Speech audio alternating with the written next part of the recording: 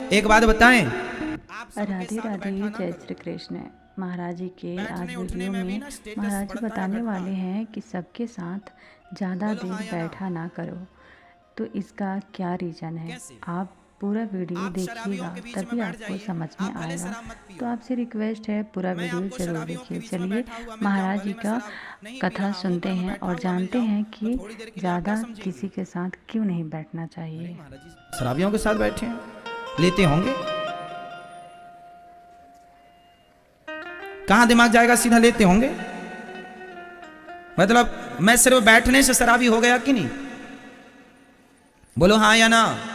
आपका बेटा शराबियों के संग यदि बैठता है, भले नहीं पीता, पर समाज की नजर में वो शराबी माना जाएगा। भाई इसके संबंध शराबियों के साथ हैं, उठना बैठना शराबियों के बीच में, पीता जरूर होगा, भले ना पीता हो। संगत से गुण आते हैं, संगत से गुण जाए। आप वैश्या के कोठे से निकल आए, आप भले उससे राखी बंधवाने गए थे किसी वैश्या से, लेकिन आप उसके घर से बाहर निकल आए और कोई आपको देख ले, फिर आप ये सिद्ध ना कर पाएंगे कि मैं राखी बंधाने गया था। जमाना निकलता हुआ देखेगी तो यही कहेगी गड़बड़ है। क्या प्रभाव पड़ रहा है? संगति का। आपको वैश्या के साथ किसी ने देखा नहीं, सिर्फ उसके घर से निकलते हुए देखा है, तो क्या प्रभाव पड़ा कि आप गलत हैं। और आप किसी मंदिर से निकल रहे हो और कोई देख ले, भले आप पूजा ना किए हो, भले आप कुछ ना किए हो, मंदिर से बाहर निकल रहे हैं, लोग कहेगा भाई बड़ा सज्जन है, कम से कम भगवान के द्वार पर तो आता है। आप यहाँ आए हैं सत्संग में, भले कथा ना सुने, पर कथा से बाहर जाएंगे, कोई आपको देखेगा तो कहेगा आप कथा सुन के आ रहे हैं, आप अच्छे हैं भाई, आप कथा सुन के आ रहे हैं। तो कुसंग में आपकी कीमत कम होती है, सत्संग से आपकी कीमत बढ़ती है। संगत से गुण आते हैं, संगत से गुण जाएं। बताओ जीवन में संगत का प्रभाव कितने % पड़ता है? मैया बताओ, संगत का प्रभाव जीवन में कितने % पड़ता है? बेटा आप बताओ, संगत का प्रभाव कितने % है? हाँ कितना? भैया बताओ, आप कुर्सी पे बैठे हो, कितना? आप बताओ भैया, आप बताओ मेरी मां, कितने % पड़ता संगति का प्रभाव? 5%? 5 और 0 लगा रही हो 50%। आप बताओ। जीवन को बनाना और बिगाड़ना दोनों संगति पर निर्भर करता है, इसलिए संगति का प्रभाव 50 नहीं 101% पड़ता है प्रभाव सत्संग का, कुसंग का। आप सत्संग से जुड़े हैं तो आप अच्छे अच्छे विचार आएंगे, आप कुसंग से जुड़ जाएंगे आपके विचार गंदे हो जाएंगे। संगति मायने रखती, इसलिए आप सबके साथ उठा बैठा ना करो।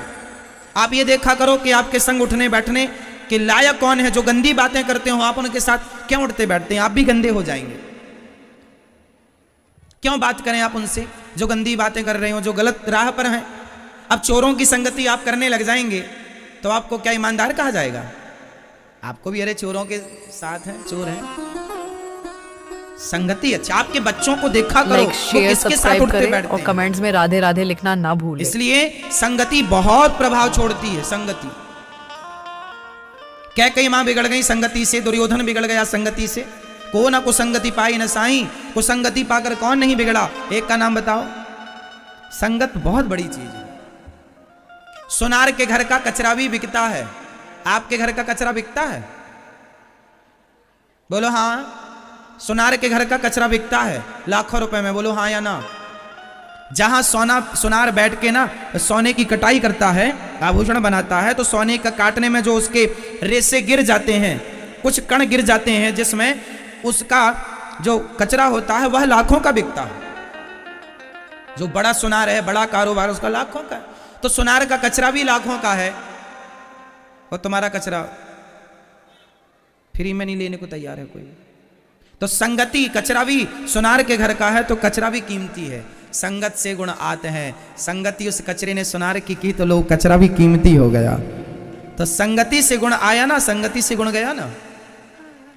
अच्छा ये बताओ, सोनार की तराजू में यदि मक्खी बैठ जाए तौलते समय, सोना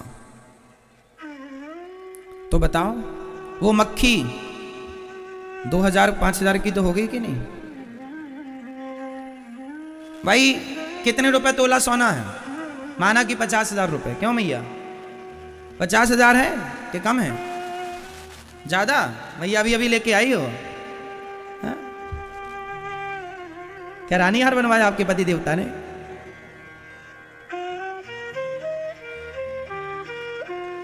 तो सोना माना कि 50,000 रुपए तोला है। यदि 1 ग्राम की मक्खी हुई, माना कि मक्खी अच्छे खाते पीते घर की हुई, 1 ग्राम की हुई, तो 1 ग्राम मक्खी 50,000 के हिसाब से कितने की हो गई? है ना? 5,000 की हो गई?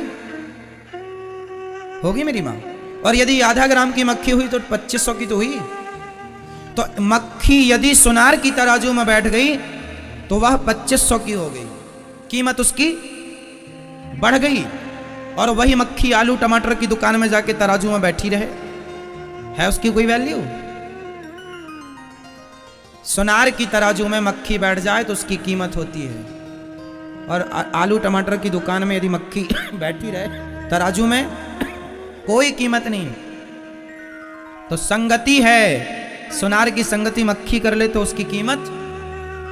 तो आप भी संगति करेंगे। इसलिए कहता हूं अपने बच्चों को कथा सुनाया करो, कहता हूं कि अपने बच्चों को संस्कार दिया करो, कहता हूं अपने बच्चों को अपने भारत के महापुरुषों का, स्वामी विवेकानंद जी का, गुरु गोविंद देव जी का, गुरु नानक देव जी का, मीराबाई का, नरसिंह मेहता का चरित्र सुनाया करो,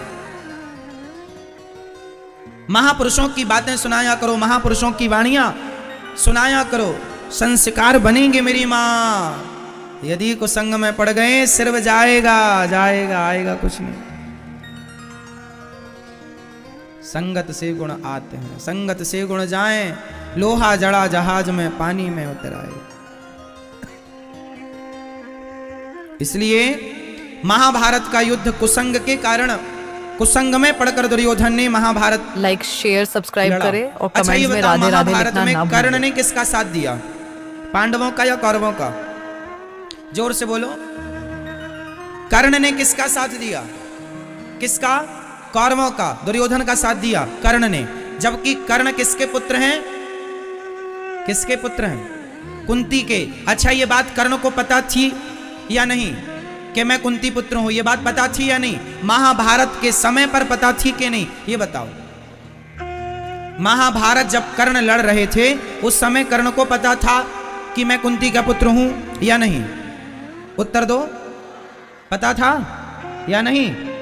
पता था। भगवान ने महाभारत युद्ध के पहले कर्ण को बता दिया था कि तुम पांडव पुत्र हो, तुम कुंती पुत्र हो, तुम पांडवों के बड़े भाई हो, बता दिया था। भगवान ने कहा था कि तुम पांडवों के पक्ष से युद्ध करो, पर उस कर्ण ने कहा मैं पांडवों की ओर से युद्ध नहीं करूं। अच्छा एक प्रश्न है, उत्तर दो। कर्ण ने कौरवों के पक्ष से युद्ध करके सही किया कि गलत किया? उत्तर दो। कर्ण ने कौरवों के पक्ष से दुर्योधन का साथ देकर कर्ण ने सही किया या गलत किया? आप उत्तर दो। सही किया? आप बताओ। सही किया? आप बताओ। कर्ण ने सही किया दुर्योधन का साथ देकर या गलत किया? सही किया? आप बताओ। आप बताओ। सही किया? आप बताओ। आप बताओ। सही किया या गलत किया? आप बताओ। पीछे वाली मैया, मैया, ओ जाने वाली मैया, बताए जाओ मेरी मां, कर्ण ने सही किया कि गलत किया कौरवों का साथ देकर? बताओ मैया, भैया पीछे वाले बताओ, कर्ण ने सही किया या गलत किया? हाँ, लगभग लोग, अधिक लोग कह रहे हैं कर्ण ने सही किया। तो जो आदमी भरी सभा में किसी नारी के कपड़े उतारता हो, उस नारी को निर्वस्त्र करना चाहता हो, उस आदमी का साथ देना सही है? आप लोग कैसे न्याय करता है? यदि आप जज होते तो क्या न्याय करते?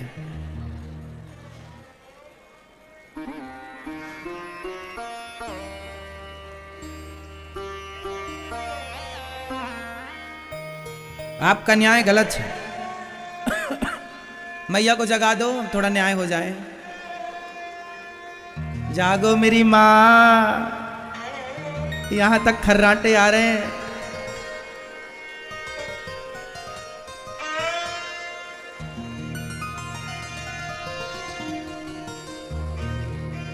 देखो आप किस हिसाब से कह रहे हैं, मैं आपकी भावनाओं को समझ रहा हूं। आप ये कहना चाह रहे हैं कि कर्ण ने अपनी दोस्ती निभाई है, कर्ण ने अपनी मित्रता निभाई है।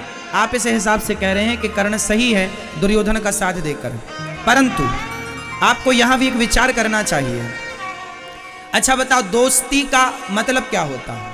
मेरा दोस्त गलत कर रहा हो और मैं उसके गलत में साथ दूं, क्या ये दोस्ती है? या मेरा दोस्त गलत जा रहा है तो मैं उसका हाथ पकड़ के वापस ले आऊं, मेरे मित्र तू मेरा दोस्त है, मैं तेरे साथ गलत नहीं होने दूंगा, तू गलत मत कर, मैं तेरे सही में साथ हूं, मैं तेरे गलत का साथी नहीं हूं। तो जब भरी सभा में द्रौपदी की साड़ी खिंच रही थी तो कर्ण जैसे दोस्तों को ये नहीं कहना चाहिए था मित्र ये गलत है। चलो तुमने पांडवों को जीत लिया है, चलो माना कि तुम्हारी दासी बन गई है द्रौपदी, तो दासी बन गई है तो दासी का मतलब ये तो नहीं कि तुम उसको कपड़े उतार के नंगा कर दो समाज में।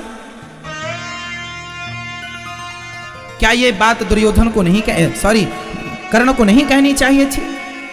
बोलो हाँ या ना। क्या अपने मित्र को गलत रास्ते से आपको नहीं रोकना चाहिए? क्या उसे सही मार्गदर्शन आपको नहीं देना चाहिए?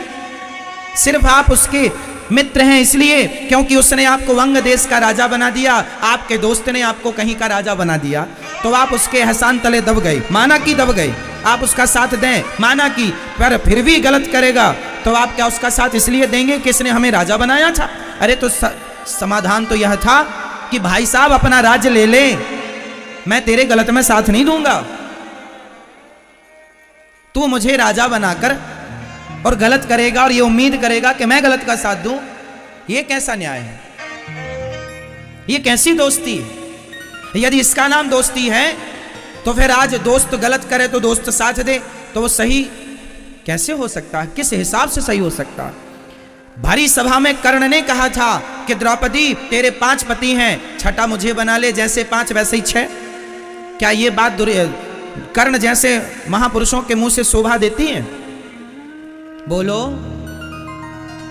शोभा देती है साहब?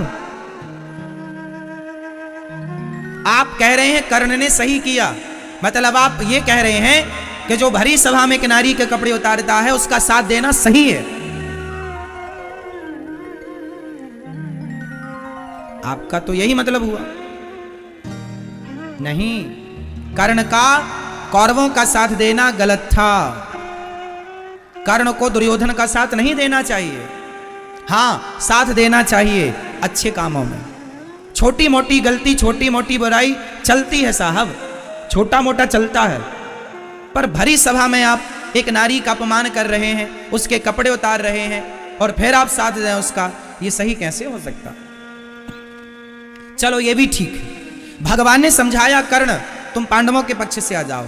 भगवान की बात नहीं मानी कर्ण ने, मानी भगवान ने कहा था तू पांडवों का साथ दे या फिर युद्ध मत कर, या तो पांडवों का साथ दे वरना दोनों पक्ष से युद्ध, सरेंडर कर दो अपने आप को, दूर चले जाओ, किसी के पक्ष से युद्ध ना कर। नहीं, मैं करूंगा क्योंकि मैं धनुर्वीर हूं ना, मैं दिखाऊंगा कि मैं कितना बड़ा धनुर्धर हूं, अर्जुन को मारूंगा। हे कुंती माता, आई बेटा मुझे मेरे बेटों की भिक्षा दे दे। हाँ माँ, तेरे 5 बेटे रहेंगे जिंदा, क्योंकि कर्ण की इच्छा थी, इतना ईर्ष्या थी अर्जुन से कि वो अर्जुन को मार करके अपने आप को सर्वश्रेष्ठ योद्धा बनाना चाहते थे। मतलब सर्वश्रेष्ठ नाम मेरा हो, इस चाहत में ना वो भगवान की बात मान रहा है, ना वो धर्म की बात मान रहा है, ना वो गलत काम करने से अपने आप को और अपने मित्र को रोक रहा है। ये कैसी परिभाषा है भाई साहब मित्रता की? ये परिभाषा है। इसलिए कर्ण को भगवान की बात माननी चाहिए थी या नहीं? बोलो हाँ।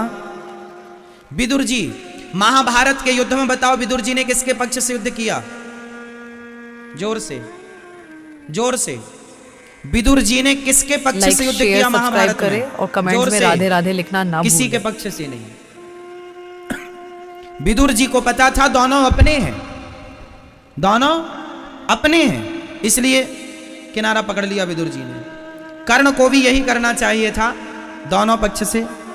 इसलिए जब पितामह भीष्म सेनापति बने ना, तो भीष्म पितामह ने कहा था जब तक मैं सेनापति हूं कर्ण युद्ध नहीं करेगा। आपको पता है 10 दिन तक कर्ण युद्ध से वंचित रहा। जैसे ही भीष्म पितामह को बाणों की सैया पर लेटे, उसके बाद गुरु द्रोणाचार्य जी को सेनापति नियुक्त किया दुर्योधन ने, तब फिर कर्ण को साथ में लिया दुर्योधन के दबाव पर। और जब गुरु जी गए तो कर्ण को सेनापति नियुक्त किया गया। मतलब कर्ण अच्छे आदमी हैं, कर्ण दानवीरों में श्रेष्ठ दानवीर हैं। कर्ण जैसा दानी न भूतो न भविष्यति, कर्ण जैसा दानी कोई नहीं है। पर कर्ण जी से जो गलतियां हुई हैं वो गलतियां आपसे ना हो। गलतियां क्या हो गई? एक बात बताएं, कर्ण की ये कथा ये शिक्षा देती है कि जीवन में कभी किसी के एहसान तले दबना मत। जीवन में कभी किसी के एहसान तले दबना मत, क्योंकि आज के लोग दुनिया में आपको एहसान तले दबाकर आपसे गलत काम कराते हैं। दुर्योधन की तरह पहले तो एहसान तले दबाते हैं, राजा बना देते हैं आपको अंग देश का, ये ले लो, लाखों ले लो, करोड़ों ले लो, फिर मेरे लिए तुम गलत काम करो। क्योंकि अब आप तो ले चुके हैं, तो जैसा कहेगा करना पड़ेगा। पर ये गलत है। इसलिए कहता हूं, मेहनत का कमाओ, मेहनत का खाओ। धन्ना सेठ बनने की चाहत में किसी के एहसानों तले दब मत जाना, नहीं कल को वो जैसा कहेगा नाचना पड़ेगा आपको।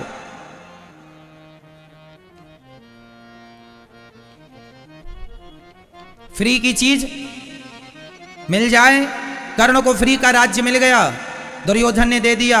इसके बाद तो दुर्योधन ने फिर जैसा चाहा कर्ण को नचाया। वो कर्ण नाचते रहे। क्यों? क्योंकि कर्ण के अंदर भी लालच था कि मैं राजा बन जाऊं, बना दिया। राजाओं के बीच में बैठने का अधिकार मिल जाएगा। पर फिर भी आपको इस